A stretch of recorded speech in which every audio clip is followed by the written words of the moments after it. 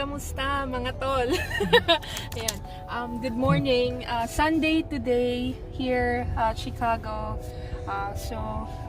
Day today is April 5. Welcome namin kayo sa new vlog namin today. So right now naka-shelter in place kami dito sa Chicago like any other states. Parang sa Pilipinas, ganun din. So, lalabas lang kami kapag may kailangan kaming, importanteng kailangan gawin.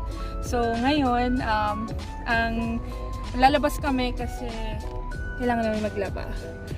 Nice. So, ayan.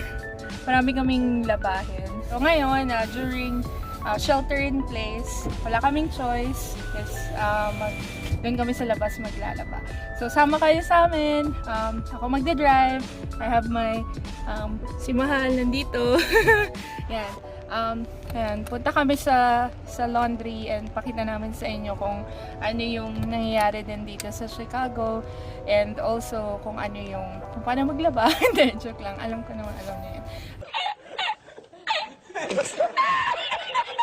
Ayan. So, ayan. Just join us and tignan nyo kung ano din yung lagay ng Chicago ngayon sa ngayon na may pandemic. Okay? And thank you guys.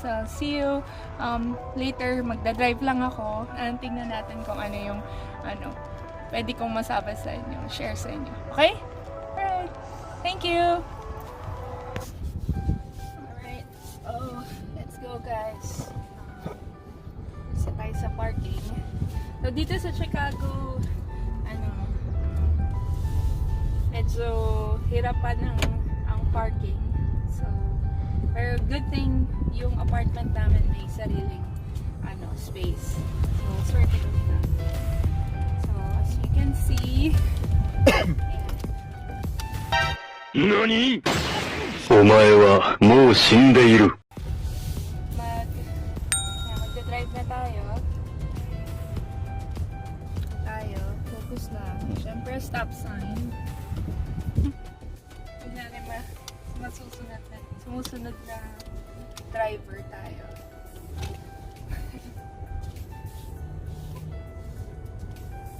Yan. So usually, ito yung street na merong bus station. So hindi kagaya sa Philippines na yung bus may placards na per view to Quiapo. Dito, ganun din naman, but it's by number. Tapos may oras siya. Saan tayo pupunta ngayon? Ngayon, papunta na kami sa laundry. Oh, yun nga pala share namin. Malapit kami sa park. Ayan. Ganda, diba? Marami ding mga ginagawang mga daanan dito. And malapit din kami sa church. Unfortunately, sarado yung mga church ngayon dahil lahat ng mga places na may more than 10 people, usually sarado sila. Yung gatherings sa more than 10 people. Siyempre, church is a lot of maraming people na pupunta doon. So, they need to close that one. Pero yung parish namin, they're sending mass, yung mass na pinapreside ng priest dyan. You can watch it naman at home. Yun lang talaga, sacrifice lang tayo guys kasi hanggat hindi pa natatapos yung pandemic, we need to follow and talagang lang natin, go with the flow and then follow lang yung kung ano yung sa tingin natin na makakabuti para sa atin. So, Sunday ngayon, unusual sa actually pag Sunday talagang konti yung mga sasakyan. Pero since may shelter in place, sobrang dami ng naapektuhan. businesses-wise, maraming sarado. So, yan. Konti lang din talaga yung pumapasok sa mga works nila. Karamihan dito maraming sementeryo. So, kapag kapag pasaway ka during sa itong shelter in place, ayan, Diyan ka maraming space. Marami pang space. Actually, ayan, hindi talaga biro. Nakakatakot. Ito yung first time namin na magla-laundry after ng since na nagkaroon ng shelter in place. So, hindi namin talaga alam din kung bukas yung laundry. So, titignan natin. Kung hindi, maghahanap pa tayo. Marami namang bukas. Essential, naman yung, anong tawag doon? Essential business naman yung laundry. So, hopefully, bukas siya. 5 minutes later. So, yan. Dito na tayo actually sa something. Dito tayo, daming polis, no? Smartwatch. Bukas. Yeah, so bukas pala. Naglalaba ngayon. Parang mali yung oras natin. Diyan tayo maglalaba. Smartwatch. Batay. Ayan, sige guys. Naghihintay lang kami ng parking. Wait lang natin. Kapag may nahanap namin yung parking, pasok namin sa loob. Medyo marami kaming dala, so mamaya na lang ulit. Okay, bye-bye! Oh. Ano masasabi mo? Out of order yan. Kamote. Kamote ka. Ayan po, nagsalang siya ng labahin sa out of order. Yan, dami namin labahin, no? See that? Ano? Thank you. So yun guys, dito may card para magamit dun sa mga machine. Ha? May mga card, ito may card sila na kailangan gamitin para din sa mga machines. So, yun. Pakita ko sa inyo ang card.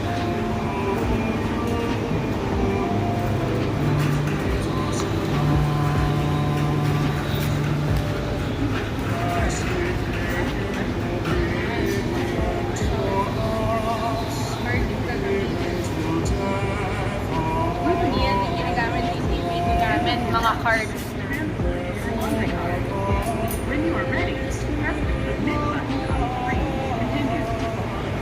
Laba pa lang yan. $25 na. $25.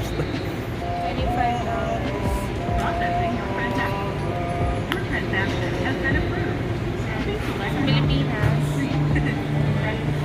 Laba lang. Pwede ka magpalaba. Oo. Dito, ikaw maglalaba. Ayan guys, papakita ko na sa inyo paano. Siyempre dito, kayo lahat, machine lang yung babayaran. So, ito na. So, itong machine na to, $5 sa liban.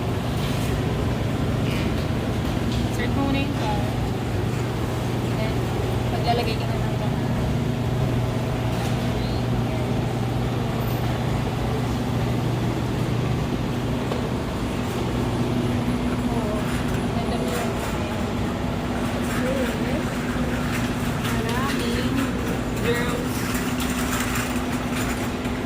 Maraming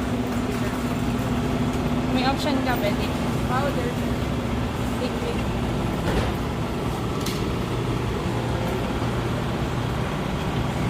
Okay. Ayan Sige. guys, so, After naman yan, papaanda rin na lang, no? Alright. Okay, sige. ayan bye guys, thank you. Tangkad mo, ah. Kaya ulit bye bye. Okay guys, so gusto kami maglaba. Nakakapagod kasi ang dami naming labahin. Siguro mga 3 weeks na labahin yun. So yun yan. Pupunta muna kami ngayon sa Walgreens kasi bibili lang kami ng extra vitamins there. So, pakilak muna yung sakyan natin kasi baka mamaya Yeah, so yung Walgreens andun lang oh. Walgreens malapit lang sa Dodge.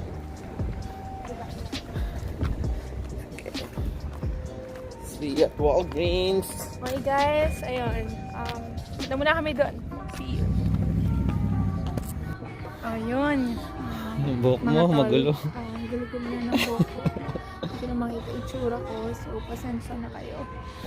Si Inday naglaba. Sobrang dami. Kaya yan. Kidding aside, nandito na kami sa Walgreens. Pasensya na medyo mahina boses ko. Medyo na niya ako. So, maghanap kami sanitizer. Sanitizer o alcohol? I don't know. I think wala nang sanitizer or any alcohol available sa mga Walgreens. And guys, unfortunately, kahit saan, wala na talagang alcohol. Wala na ring vitamin C. So, drinks na lang. Pagkain. Ano na lang ang bibili niya. Mag-lemonade na lang. Lemonade. Ako ano ba? Refreshing drink. Meron naman na drinks na yun. Refreshing drink. Gaano na lang siya. Rewards mo sa Chicharia. No, meron tayo doon. Nag-grocery tayo kahapon. So, ito na lang. Tsaka yun, meron siyang souvenir. So, ayun po guys. Tapos na kami magpunta sa Walgreens. Tapos, nakabili na rin kami ng haha, juice lang. Kasi wala na talagang alcohol o kaya kahit anong sanitizers dun sa Walgreens. So, ayun, always traditional way na lang talaga. Best way naman talaga to take off yung mga virus, bacteria is through hand washing. So, ayun, tapusin ko na yung vlog namin. Thank you for joining us today sa paglaba namin. At least we share something to you for today. Ayun, salamat. Maraming salamat sa panonood. And don't forget to subscribe! Ayun. Thank you ulit. Sa susunod na labas namin, i-update namin kayo ulit. Kasi ikukulong na naman namin mga sarili namin sa loob ng bahay. Ngayon. Yeah, ano lang talaga, precaution para sa mga family natin. Especially sa lahat ng tao na, alam nyo na, mga vulnerable to get the disease. So, yun. Lahat tayo pwedeng magkaroon. So, ano lang talaga, pray kay Lord. Sana matapos na lahat ng to. We wish you also safety sa family nyo. Be well. Be happy. Huwag masyadong magpa-stress. Enjoy everything kung ano man yung meron kayo ngayon. I-ano nyo lang. I-appreciate nyo lang. Yun lang naman yung mahalaga. Kung anong meron sa atin. Alam ko, maraming challenges. Pero just appreciate everything that you have. And yun lang. Diba? Everything will gonna be fine. We'll get back to normal. Yung usual na ginagawa natin. So, yan. Thank you so much. Ayun ulit. Bye!